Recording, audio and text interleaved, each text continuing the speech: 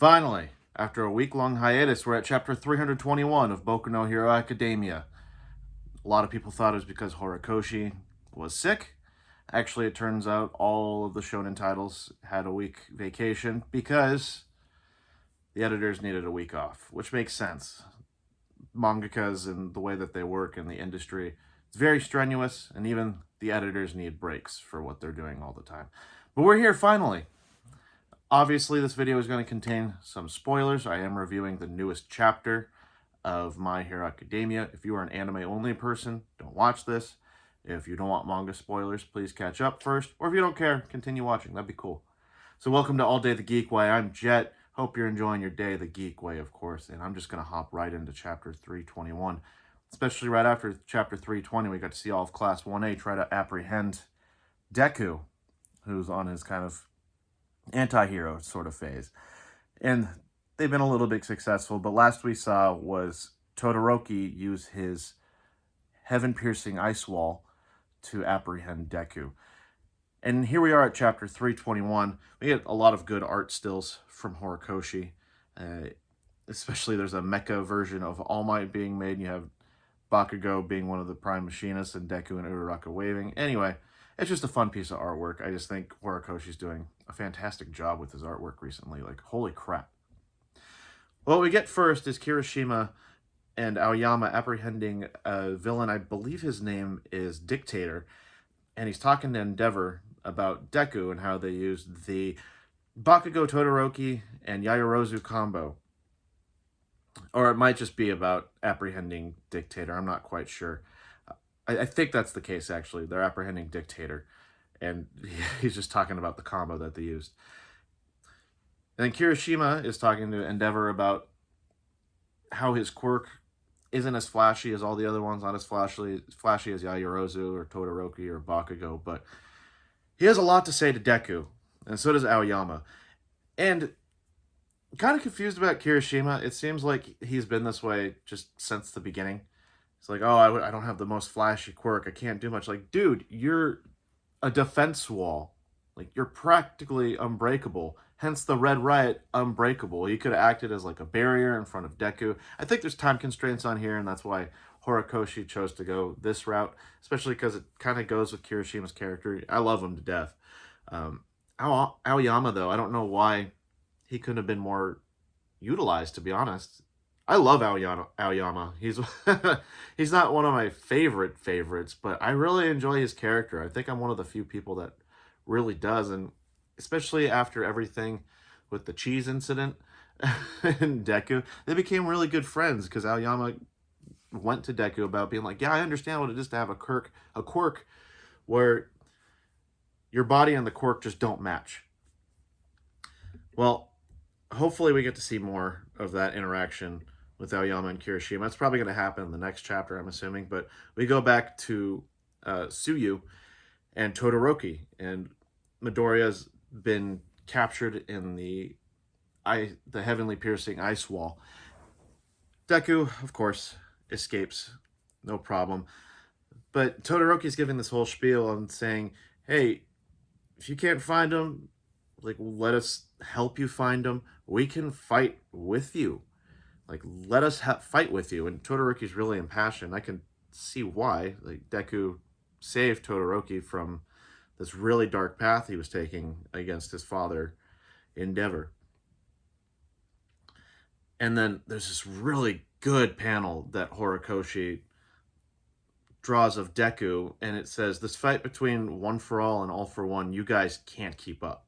And at the same time, it's showing him break free from the ice wall, and he has kind of like this crazed and very emotional, determined, he has a tear in his eye. It's like this sort of state where he wants to take this all alone. And it's a very interesting concept, too, because the panel before this, it's Deku, it says, like, you're next, and it has the pictures. I think it showed the first user. Yeah, it's the first user of One for All, and then you have Nana Shimura, and then you have Toshinori Yagi, or a.k.a. All Might, saying that Deku's next, and he's also next to take on All for One. It's very interesting, though, because this is kind of the opposite of concepts that Deku is gone for. He's not practicing what he preaches, that's for sure. Like, come on, man. You've been helping people. You've been getting in other people's business to try and help them. And when people want to get into your business, you say, nope, you can't keep up. Like stay out of it. I don't want you to be part of this. Like, this is a fight between All for One and One for All. And it's crazy because Deku is taking all the responsibility. It's all the responsibility on one person, kind of an all for one, not concept, I want to say, but he's not taking on the ideology of one for all.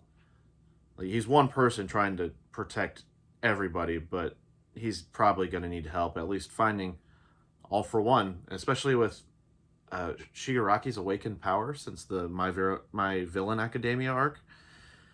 He's going to need as much help as he can get. But anyway, you see Deku trying to escape from the ice wall, and Suyu is trying to... It looks like she's trying to capture Midoriya with her tongue, but turns out what she's actually doing is throwing Mineta, and he's using his grape chain. And it's what I kind of predicted in this last video. It's going to be a lot of characters being like, hey, Deku, remember this? But Mineta actually gives him kind of an insult, saying, like, I never thought your power was unique, but when you were in a cold sweat, like, you kept moving, and you led us to victory. And that's why Mineta admires Midoriya. And you could kind of see in a panel here, those words almost reach Midoriya. Like, they hit him hard, but he just kind of says, like, sorry, like, I'm leaving. And Deku is using a mix of One for All at 45%. He's using his new power, Fajin, which allows him to store up energy and release it all at once. So say he has like a 45% punch that he's using, and he backs it up with Fajin. It could act as 100% One for All. Like, in theory, it's the equivalent, and it actually won't damage his body like 100% One for All will. And he's using Black Whips to act as elasticity. And you hear Uraraka come in, she's like, we're not letting you go. And,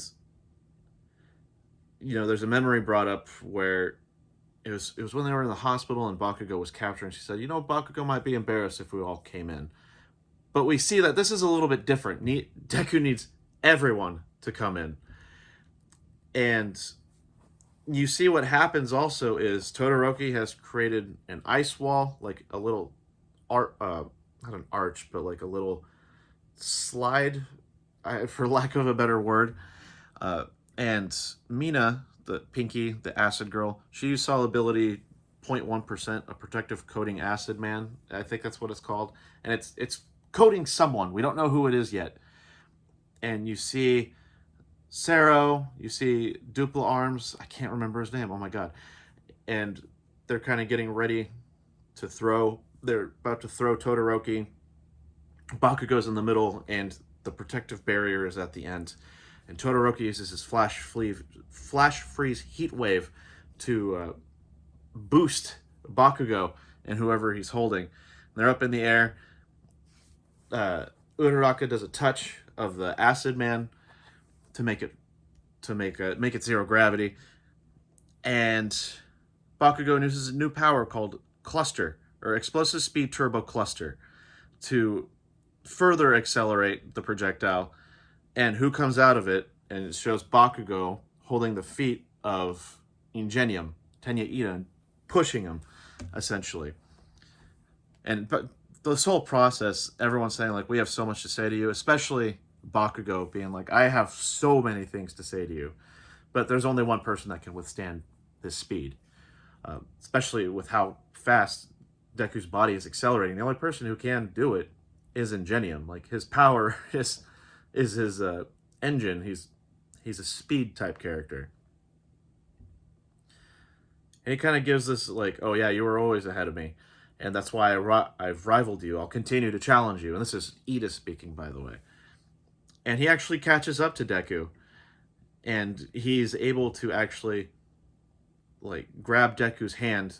And there's a panel where you see Deku's glove is beaten up. It is torn to bits. It's like, compare that to Ingenium, where it's like very slick. It's very clean, the way that he's able to grab Deku's hand. Kind of like he's helping someone who's been in danger and who's been hurting themselves. And it says, but I, it says, but, and then Deku says, no, let go. He says, I won't. Ingenium is a hero who will run anywhere to grab the hand of a lost child. On the last page, it's Ida tearing up, saying, sticking your nose into other people's business is what makes a hero, right? And the last panel is Deku tearing up, and it kind of like is fading to black. Honestly, this last page made me tear up. I really enjoyed it. I don't know about Horikoshi's decision on having Ida be the one to reach out to Deku. I know it's a mirror. It's mirroring what happened to Bakugo when he was escaping the League of Villains and having Kirishima reach out for Bakugo instead of Deku. It was that same parallel. Instead of having Ida. Honestly, though, I think Horikoshi could have made it so Bakugo was the one to do it in Tear Up, like kind of having that subtlety and character. It could have been Bakugo, but I can also see the practicality of it. Like, it is Ida's body that can withstand such speed, and I guess G-forces, if we want to say that too. Ida can withstand it, but also it's a good parallel when he says, it's sticking your nose in other people's business is what makes a true hero, right? And this is what happened with the hero killer.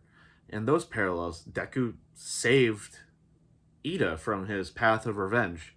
He literally saved his life. Ida was about to get stabbed and killed by the hero killer.